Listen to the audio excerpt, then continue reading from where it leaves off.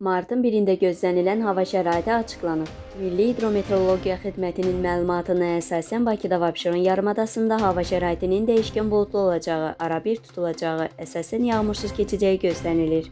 Lakin gecə və axşam bəzi yerlərdə az yağıntılı olacağı ehtimalı var. Mülayim şimal-qərb küləyi arabir güclənəcək. Havanın temperaturu gecə 0-2 dərəcə, gündüz 3-5 dərəcə isti olacaq.